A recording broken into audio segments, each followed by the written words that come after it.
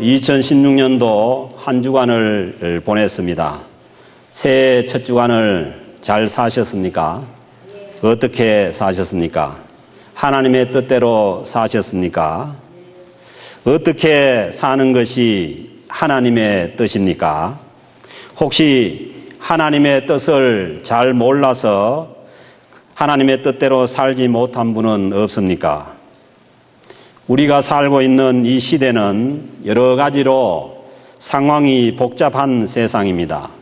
세상이 어렵고 복잡하지만 복잡해지면은 잘못하면은 우리의 생각도 우리의 삶도 이 세상에 따라서 복잡하게 되기가 쉽습니다.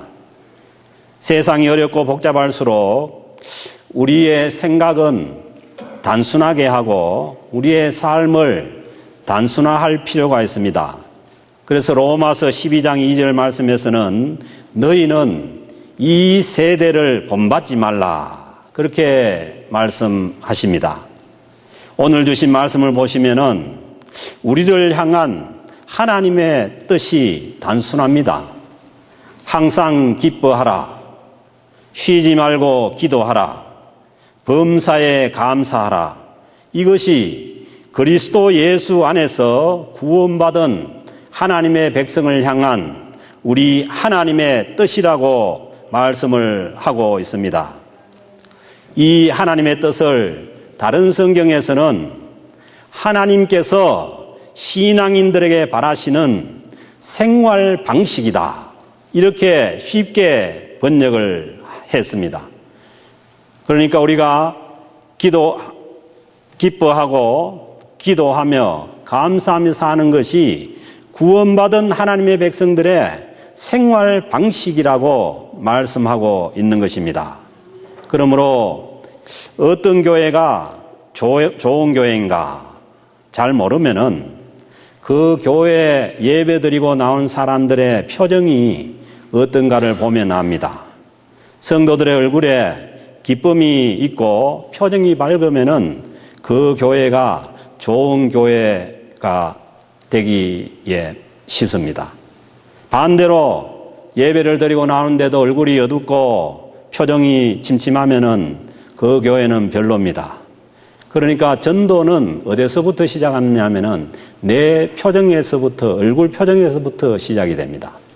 그래서 아무리 새로운 성도가 와도 우리 모두가 얼굴이 침침하고 어두우면은 교회에 정착하기가 어렵습니다. 그래서 여러분, 전도를 위해서도 새로운 성도를 위해서도 여러분들의 얼굴이 밝아야 됩니다. 하나님께서 우리 인간을 창조하실 때에, 처음 창조하셨을 때에 에덴 동산에서 기쁨을 누리도록 창조하셨습니다. 그 에덴 동산이라는 얘기가 기쁨의 동산이라는 얘기죠. 그런데 우리는 하나님을 떠나서 살다 보니까 이 기쁨을, 하나님께서 주신 이 기쁨을 잃고 사는 것이 너무 당연한 것이 되어버렸습니다. 그러니까 너무 이 하나님 주신 기쁨을 잃어버리고 사는데 너무 익숙해져 있습니다. 그래서 오히려 기쁘게 사는 게 가끔씩 이상합니다. 내가 기쁘고 내 마음이 기쁘고 또 교회에 와서도 얼굴이 환하고 밝게 웃고 사는 사람들 보면은 그게 오히려 이상할 정도로 우리는 뭐냐 하면은 우리 삶 가운데 우리를 힘들게 하고 어렵게 하는 것들 때문에 거기에 잡혀서 그렇게 기쁨을 잃어버리고 사는데 너무 유수되어 있는 거예요. 우리 모르는 사실이지만은 그건 너무 심각한 상태입니다. 저도 어린 시절 힘들다 보니까 처음 그 예수님을 믿고 교회 다니면서 너무 얼굴이 밝은 거예요. 그리고 세상에서는 아무것도 아닌 걸 가지고 막 서로 웃고 막 그러고 그 다음에 저는 청년 때 처음 믿었는데 그 청년들 노는 데 가보면은 맨날 무슨 개발바닥, 소발바닥 이런 거 하면서도 밤새도록 그냥 놀면서 저도 어느 사이에 그 분위기에 익숙해져 가지고 그렇게 돼버리고 말았는데 너무 기쁨이 있는 거예요.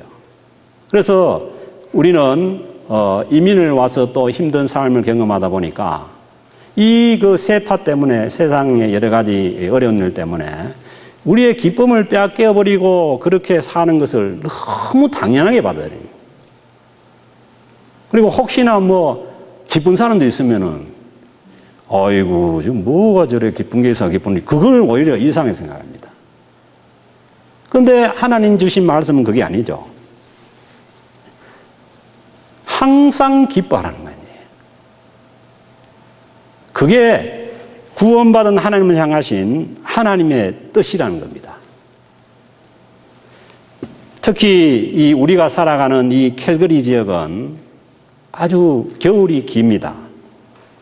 그리고 날씨가 추워서 이 밖에 나가기가 굉장히 힘들고, 그래서 거기에다가 낮의 길이가 짧지 않습니까? 그래서 일조량이 너무 부족해요. 그래서 이 일조량 때문에 일조량이 적어서 그냥 있으면 굉장히 우울해집니다. 그래서 겨울에 햇빛이 나면은 무조건 햇빛을 즐겨야 돼요. 그렇지 않으면은 굉장히 우울한 삶을 살 수밖에 없습니다. 그리고 비타민 D가 부족하기 때문에 비타민 D를 보충해 주지 않으면은 겨울은 굉장히 우울하게 되고, 그리고 심하면은 우울증 환자가 되기가 너무 쉽습니다.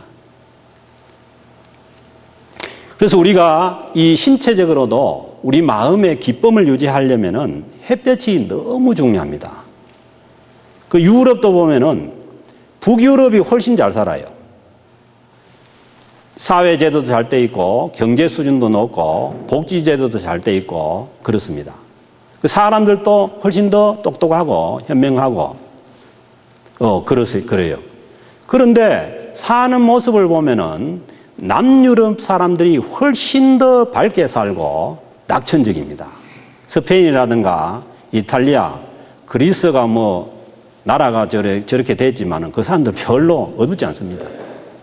왜냐하면은 그 햇빛이 일조량이 많으니까, 일조량을 많이 받고 사니까 사람들이 뭐 먹을 게 좀 부족하고 해도 즐겁습니다. 기쁩니다. 그러니까 뭐 태국이라든가 저 적도 근처에 사는 사람들이 뭐 모든 게 부족하지만은 밝게 살 수 있는 것은, 그것은 뭐냐 하면은 거기에 일조량이 풍부하기 때문입니다. 우리가 이게 신체적으로도 그렇게 가만히 돼야 되고, 특히 우리 캘거리 지역에 사는 사람들은, 이 북쪽에 사는 사람들은 이 일조량을 많이, 그러니까 여름에 해가 많이 나고 일조량 길 때 많이 햇빛을 쬐야 되고, 그리고 겨울에도 햇빛이 나면 각지는 햇빛을 즐겨야 합니다. 그렇지 않으면은 너나 할 것 없이 우울하게 살 수밖에 없는 것이죠. 그런데 우리가 이 우울하게 살아가는, 이 기쁘게 사는 것을 막는 것이 일조량뿐만 아니라 우리 마음속에 찾아오는 염려와 걱정, 근심이 우리를 기쁘지 못하게 합니다. 그래서 우리 염려와 걱정거리가 있으면 우리 심령의 기쁨이 사라지게 됩니다. 그런데 이 복잡한 세상을 살면서 걱정, 근심을 안 하고 살 수 있는 사람이 또 있어요. 없지 않습니까? 그러니까 우리가 이 세상이 원하는 대로 이 세상을 따라가다 보면은 내 삶의 기쁨이 사라지게 됩니다.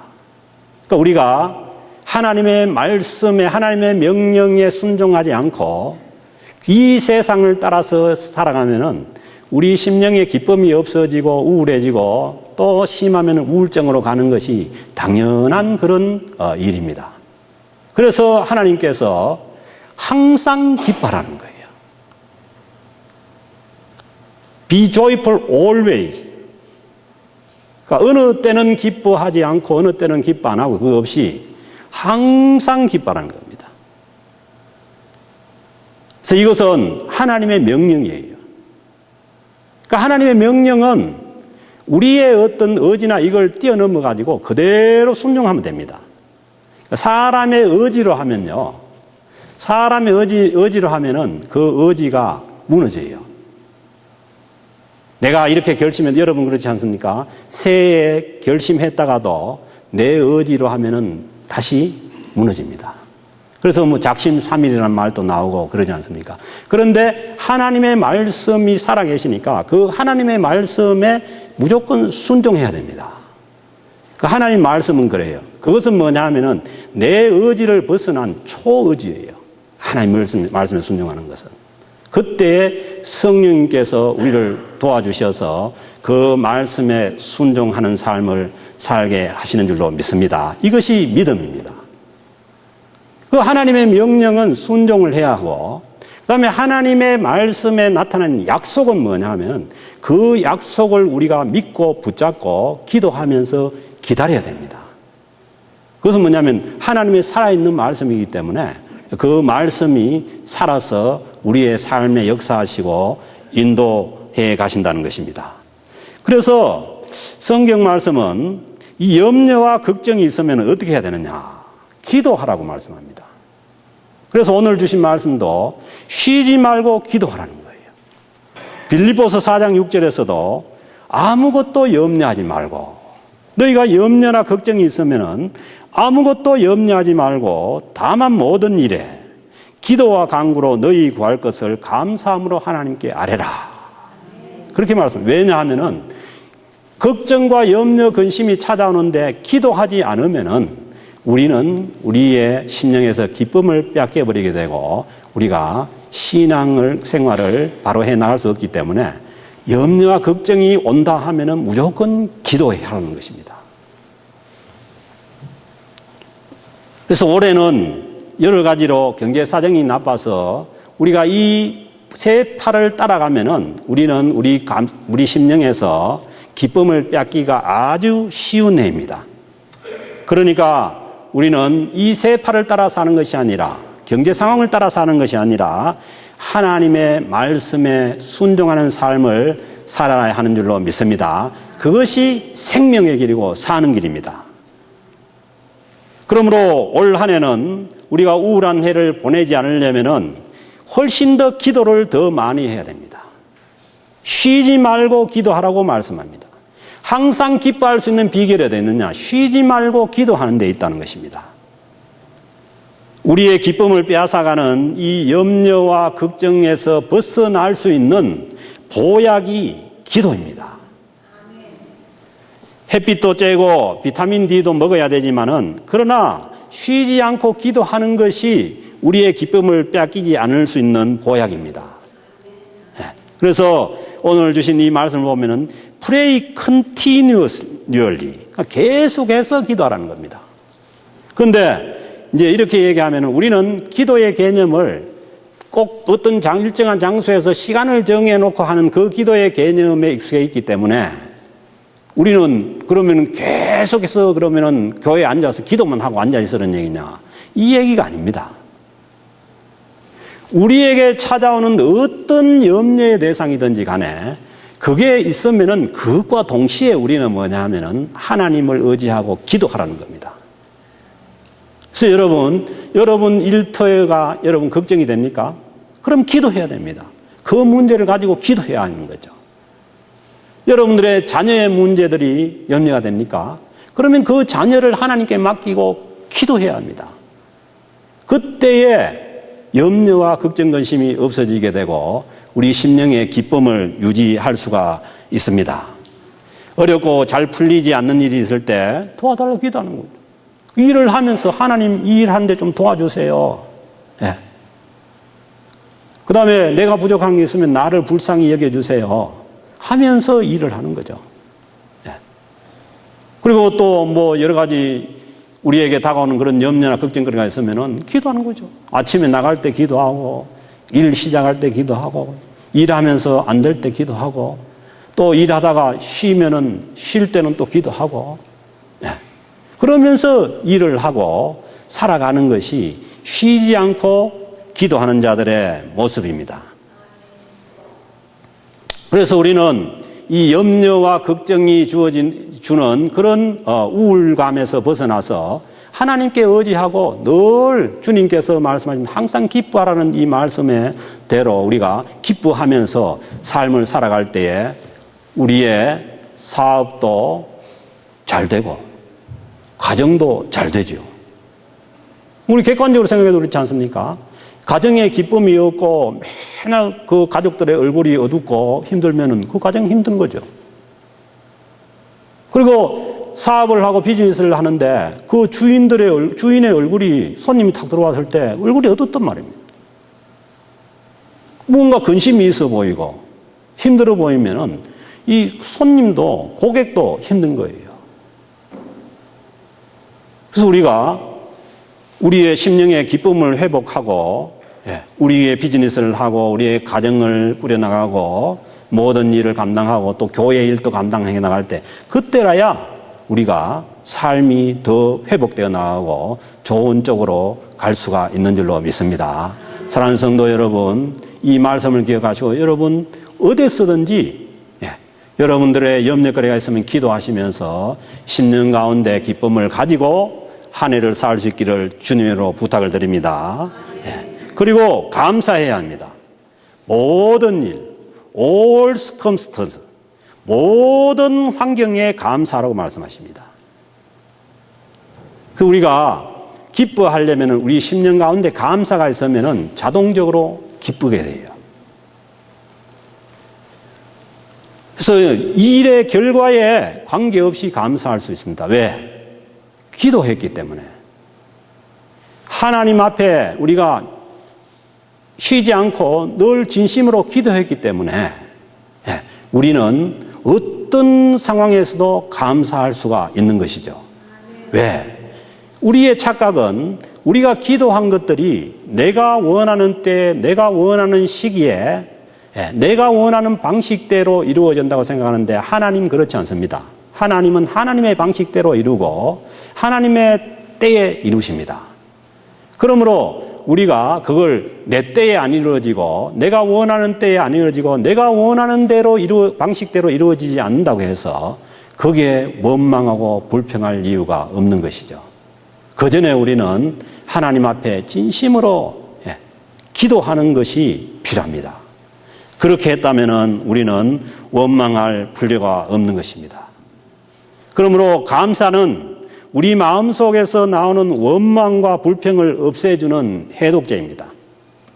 우리 염려와 걱정으로 인해서 올라오는 원망과 불평이 우리 마음의 독입니다.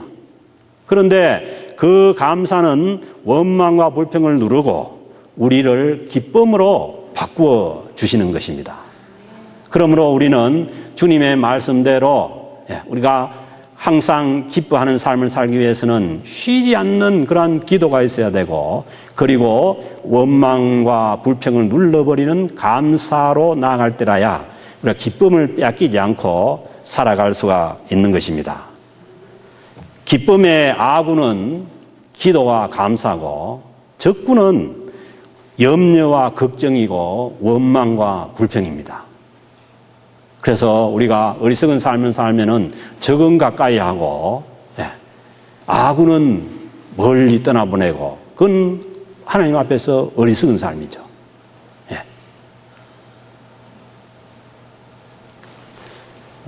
감사와 기도가 우리를 기쁘게 하는 아군이니까 우리는 늘 기도하면서 감사하면서 살고 그리고 원망이나 불평이나 염려나 걱정은 떠나보내야 됩니다.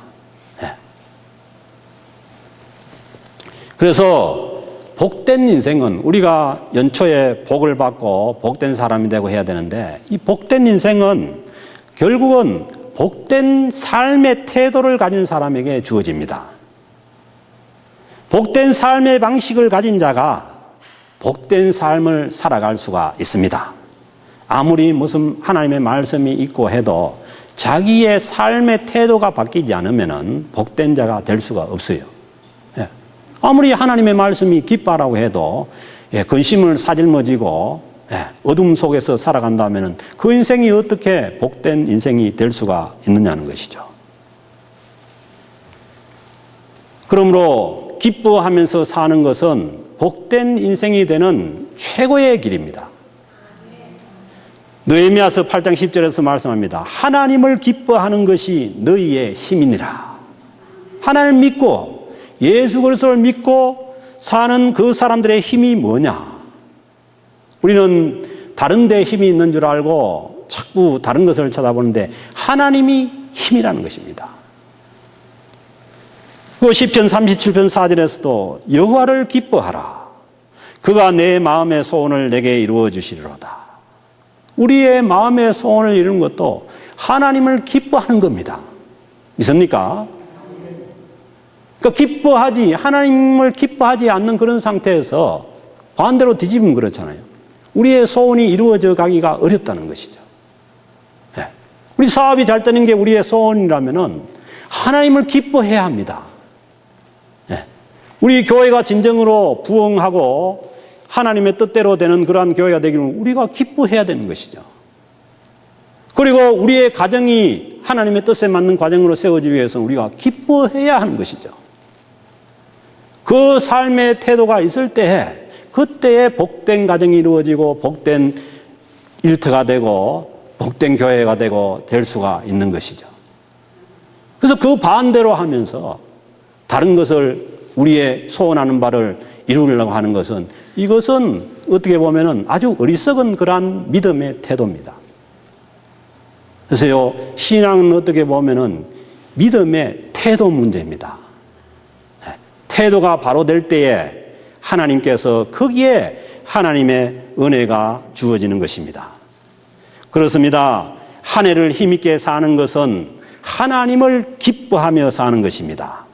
다시 말해서 하나님을 기뻐하면은 우리는 2016년도를 승리할 수가 있습니다. 한 해의 소원도 하나님을 기뻐할 때에 이루어 주십니다. 내가 원하는 것을 이루는 것이 먼저라는 생각을 버리십시오. 우선순위를 바꿔야 됩니다. 내가 기뻐하며 기도하며 감사하는 삶의 태도가 먼저입니다. 기쁨 자체가 하나님께서 주시는 가장 큰 복입니다. 그리고 기쁘게 사는 것이 하나님의 뜻입니다. 우리는 내가 살아온 인생길에 너무 기뻐하지 못할 것들이 많이 있었기 때문에 우리는 너무 이 삶에 익숙해져 있습니다. 환경이 안 좋을 때, 내 기분이 안 좋을 때, 그 환경에 따라서, 기분에 따라서 사는 방식이 마치 하나님께서 주신 삶의 방식인 줄 알고 착각 속에 살아가고 있습니다. 사랑하는 성도 여러분, 예수 그리스도를 믿고 구원을 받고 하나님의 창조물로서 하나님의 백성으로서 회복된 사람들은 주님께서 말씀하시기를 항상 기뻐하라고 말씀하십니다. 이것이 하나님의 뜻입니다. 이해가 있습니까? 하나님의 명령은 무조건 순종해야 합니다. 그때에 우리의 삶의 회복이 일어날 수가 있습니다. 우리의 감정과 상황을 넘어서 항상 기뻐하라, 쉬지 말고 기도하라, 범사에 감사하라, 이 말씀에 순종하셔서 2016년도 한 해가 복된 한 해가 될 수 있기를 주님의 이름으로 축복합니다.